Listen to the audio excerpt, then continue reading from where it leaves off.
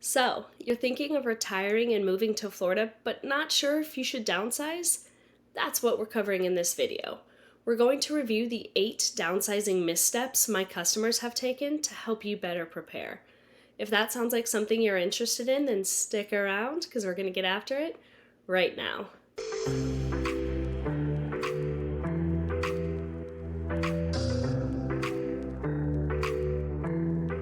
Hi, my name is Stephanie Schulis with Real Broker. Thanks so much for joining us today. If this is your first time to the channel, please make sure to tap that button below to subscribe. Hit that bell for notifications so you can be the first to be notified every time we put out brand new content all about Palm Coast, Florida living and moving to Palm Coast, Florida and the surrounding areas. We get calls, texts, and emails from people just like you looking to make the move to Palm Coast every single day, and we absolutely love it. So whether you're thinking of moving in the next 9 days or 90 days, give us a call, shoot us a text, send us an email, and we'll do everything we can to help you make a smooth move to Palm Coast, Florida. Let's face it, retirement can be a roller coaster. Exciting one minute, daunting the next. And for many of my customers, one of the biggest leaps in this new chapter is deciding whether and when to downsize their homes. Some did it flawlessly, while others found themselves saying, if only I'd thought of that sooner. So I wanted to take some time and share with you 8 of their biggest lessons learned in hopes it helps you prepare for the retirement roller coaster. Number 1, underestimating future space needs. One of the first regrets I hear from folks who jump into downsizing is that they underestimated just how much space they'd still want, even in retirement. It's easy to think you won't need a home office anymore, or a dedicated craft room, or a spacious kitchen.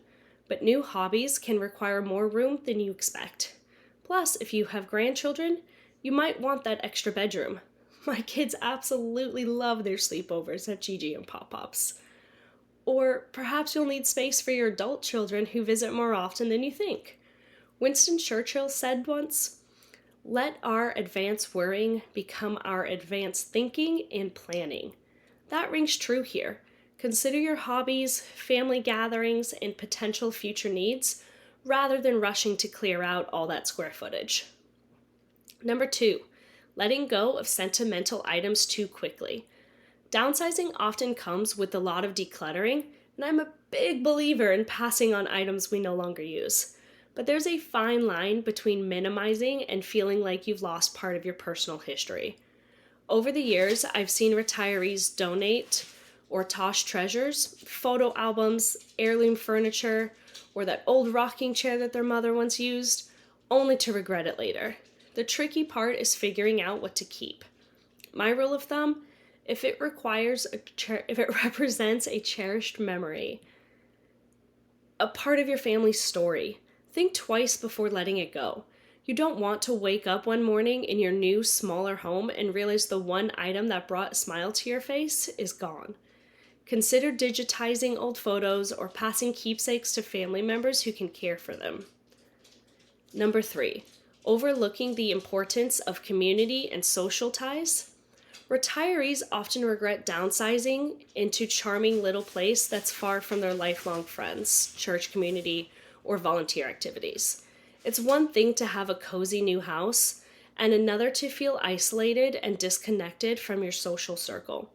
Think long and hard about whether your smaller home will leave you cut off from the people and places that energize you. Would you prefer to be in a 55-plus community with planned social activities? Or maybe a non-age restricted HOA with an active clubhouse and social calendar? Are you willing to drive longer distances to attend your grandchild's recital or a weekly book club? If the answer is no, location might matter more than size. Number 4, miscalculating the financial reality. Downsizing, in theory, sounds like an easy way to free up cash and reduce expenses. Less property tax, fewer utility bills, reduced maintenance. It's a perfect equation, right? Not always. Many retirees admit they were blindsided by the cost of moving, renovating a new space to fit their needs, or even dealing with higher homeowner association fees in certain communities. I'm not a fan of surprises, and financial surprises are the worst of them. I've seen folks get so caught up in the promise of a simpler life that they don't run the numbers carefully enough. The lesson here? Look beyond the sticker price. Do a thorough budget that accounts for every likely and some unlikely expenses. Talk to friends or family who've already downsized. Number 5, failing to consider future mobility issues. A number of retirees regret moving into smaller spaces that aren't mobility friendly, such as condos with stairs at every turn or bathroom layouts too narrow for walkers or wheelchairs should they become necessary. At first, you might think, I'm healthy now, so I'll just manage. But as you age, certain design features can become essential. Grab bars in the shower, single-story living, wider doorways, ramps, and so on. Even if these accommodations feel premature, planning ahead can save you from yet another disruptive move if health challenges arise. Bill Gates once said, "We always overestimate the change that will occur in the next 2 years and underestimate the change that will occur in the next 10. That applies not just to technology, but to our own aging process too. Number 6, factoring in space for hobbies or passions. Do you need a place to paint? Will you regret getting rid of a garage and your place for woodworking? Whether it's gardening, painting, yoga, or a home-based side hustle, retirees often say that they said goodbye to one place that let them nurture their passions. If you're moving somewhere with shared community spaces, a common feature of 55-plus communities, investigate how accessible they really are. Will you be able to reserve a craft room or rec center when you need it? Make sure your new home, or the surrounding area, can accommodate the activities that make you feel alive. Number 7, neglecting to plan for visiting family or caregivers. I've heard countless stories of retirees who jumped into a 2-bedroom downsized home only to realize it barely fits them, let alone grown children, grandchildren, or a caretaker who might need to stay overnight. Even if you don't anticipate family moving in with you, life has a way of surprising us. Grandkids might need a place to crash for a summer break. A caregiver might need a bedroom if you or your spouse face health issues down the road. The regret sets in when retirees find themselves saying, "We never thought we'd have someone living with us again." Being open to these possibilities ensures you're not caught off guard. Number 8, moving away before exploring other options. This one can be a little controversial. I've saved this regret for last because it often emerges when folks look back on the whole experience and realize they could have tried something else first. Could they have rented out part of their home for extra income? Taken in a housemate or relative? Could they have done a smaller renovation to make the house more retirement friendly? Sometimes downsizing is the best or only move. But if you haven't explored other possibilities thoroughly, ranging from partial renovations to short-term rentals in a retirement community, you might find yourself with seller's remorse.